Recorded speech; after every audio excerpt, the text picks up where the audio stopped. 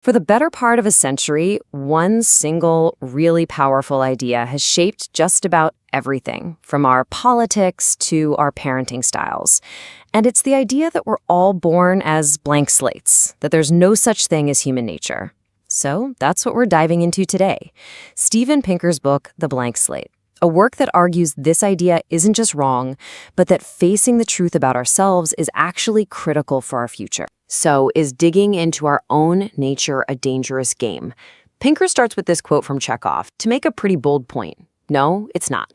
The goal isn't to find some flaw we're stuck with forever. It's about self-awareness being the very first step towards self-improvement. It's not about being trapped by biology. It's about getting an honest look at our starting point so we can figure out where to go next. Okay, so where did this denial of human nature even come from?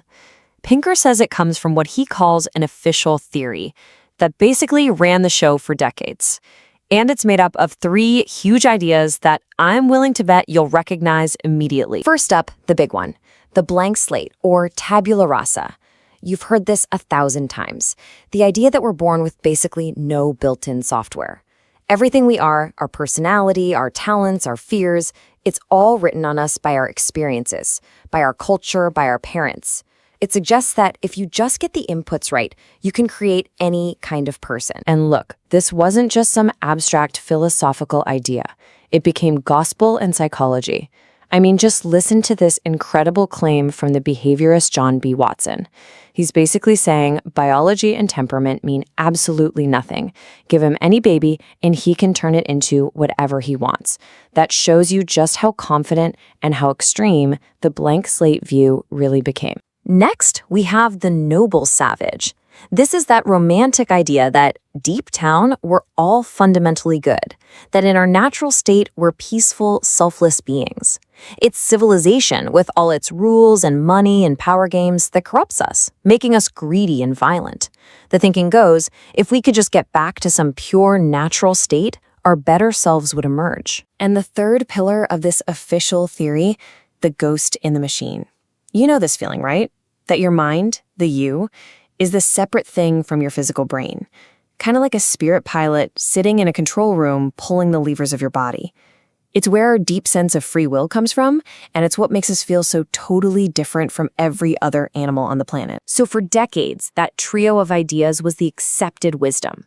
But Pinker argues that a huge wave of new science has started to just hammer away at the foundations of this so-called official theory. This challenge really comes from 4 different directions. You have cognitive science, which started to see the mind not as some spooky ghost, but as an incredibly powerful information processor. Neuroscience began mapping the actual physical hardware of the brain. Behavioral genetics gave us the tools to see how much our genes influence who we are, and evolutionary psychology started asking why our minds would have been designed this way in the first place. And together, they started to paint a very different picture of humanity. Now, this is where it gets really interesting, because this illusion is a perfect takedown of that passive blank slate idea. Look at squares A and B. They look like totally different shades of gray, right? Of course they do. But here's the thing. They are the exact same color. I'm not kidding. Your brain isn't just passively soaking in reality like a sponge. It's actively interpreting it, using built-in rules about how shadows work in a 3D world. It's hardwired, which is proof that it is definitely not a blank slate. And this new science also messes with the ghost in the machine.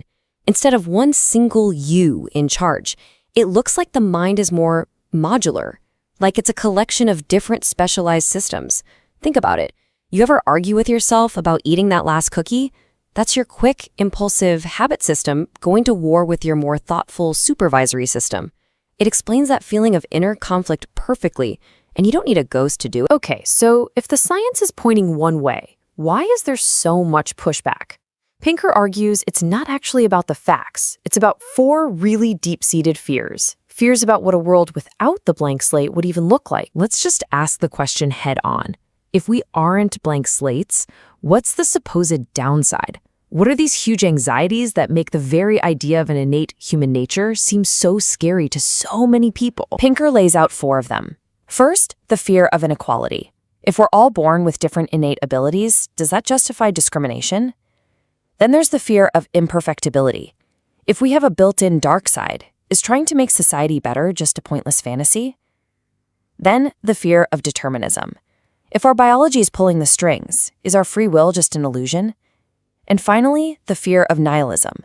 If we're just biological machines, does life have any meaning at all? Those are some pretty serious fears, but Pinker argues that they all come from making one critical mistake, confusing scientific facts with our moral values.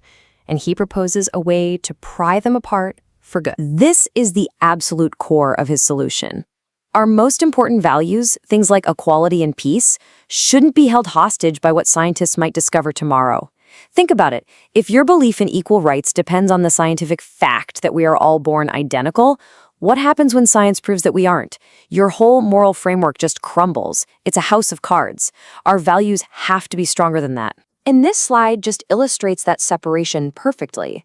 On the left, you have a factual claim. People are not born as clones of each other. That's a biological reality. On the right, you have a moral principle that we should have a policy of treating everyone with equal rights. The key insight, the big aha moment, is that the fact on the left doesn't cancel out the value on the right. In fact, you could argue we need equal rights because people are unique individuals, not in spite of it. And what about that fear of being trapped by our own worst impulses? Well, this fantastic line from The African Queen just says it all. Acknowledging our nature doesn't mean we have to surrender to it. In fact, it does the opposite. It clarifies our mission, which is to use our reason, our empathy, our conscience, to rise above it. So what's the end game here?